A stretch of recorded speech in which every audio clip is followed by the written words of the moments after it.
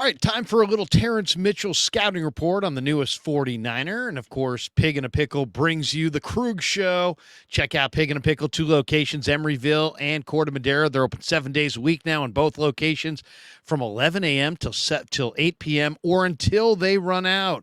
Pig in a Pickle, the best barbecue in Northern California. Get the brisket chili. It's all amazing. All right, let's talk about the newest 49er. The Niners put Darrell Luter Jr. on the PUP list, the PUP list, the physically unable to perform list. And because of it, they needed another corner, and they added Terrance Mitchell, the veteran. Let's talk a little bit about Luter for a second. Luter is a really good-looking rookie out of South Alabama. The 49ers drafted Darrell Luter Jr., and really a nice player. Played for the South Alabama Jaguars, 5'11", roughly 6 feet, about 190 pounds, but he plays much bigger than that, really long arms, and he looked great in the OTAs. But in one of the final OTAs, he suffered a bone bruise, and he's not fully recovered yet. So the Niners are going to slow play him a little bit, and they're not going to rush him back. But expect Darrell Luter Jr. to be a significant 49er for years to come. He is really, really nice. Now, let's talk a little bit, though, about his replacement, because they added Terrance Mitchell, who's a Bay Area or a NorCal guy. He's from Sacramento native. And he joins the roster, and he takes Luter's spot on the 49ers camp roster. Let's talk a little bit about Mitchell. He's a veteran corner. He's 31.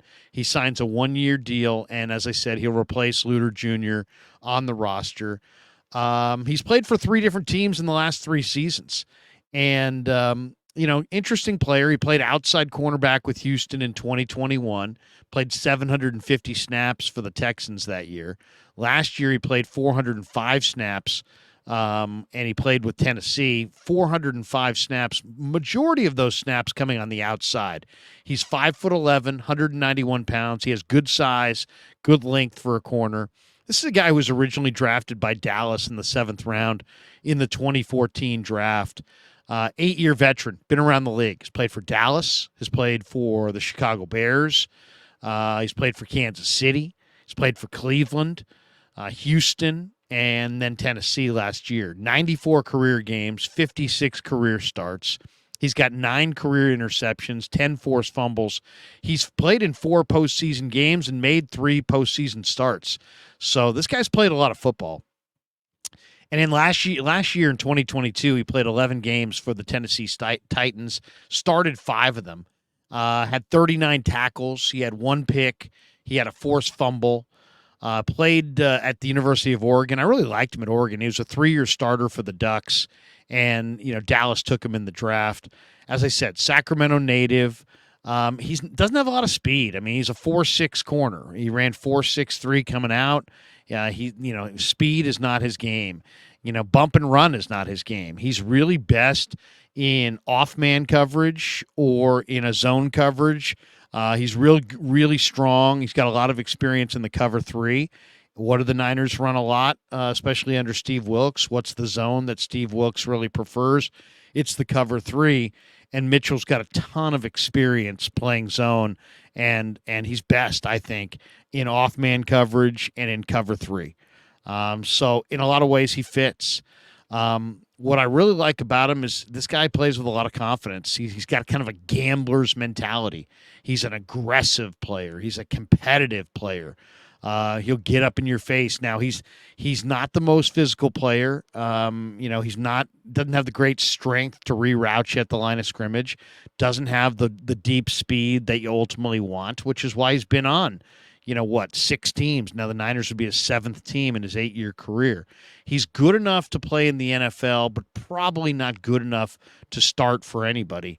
But he's not. He's got a few years left on his body. He's 31. He's a veteran, as I said, and he's got some experience.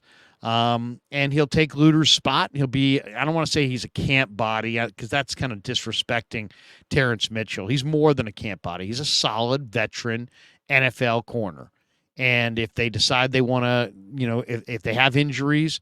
And they need a corner that they can depend on as their 5th or 6th corner. I think a guy like Mitchell definitely could make the team. Now, Let's take a look at the Niner depth at corner. There's three starters, or are obviously Mooney Ward. Charvarius is the right corner, came over from Kansas City, really didn't disappoint. He had a really strong year. When he was healthy, he played really, really strong football, matches up with the D-Hops and the Metcalfs and the big receivers that this league has to offer. Then you got Diamador Lenore, who was a fifth-round pick in 2021. And Lenore, I thought, really came into his own. And then we talked to Lenore during the OTAs. He worked down at the Mamba Center in Southern California in the offseason, and he's ready to roll. And if you look at Lenore, it looks like he's put on weight, but he really has just put on strength in that upper body, and he's actually dropped weight. So I'm expecting Diamador Lenore to really fire and maybe play his best football this year. He's probably most likely slated to start opposite Mooney at left corner. And then you've got Isaiah Oliver, who was signed away from the Atlanta Falcons in free agency. He most likely is going to man that nickel spot. Oliver is a different player than Jimmy Ward. He's not quite as physical, but he's probably a better man-to-man cover guy than Jimmy Ward. So I think their coverage may have gotten a little bit better with the improvement from Lenore, the addition of Isaiah Oliver. Those are their top three guys: Lenore, Mooney Ward, and Isaiah Oliver. Now, it used to be where all you really had to have was three corners in the NFL. Now teams put 4 and 5 wides on the field, and your fifth and sixth corner sometimes play.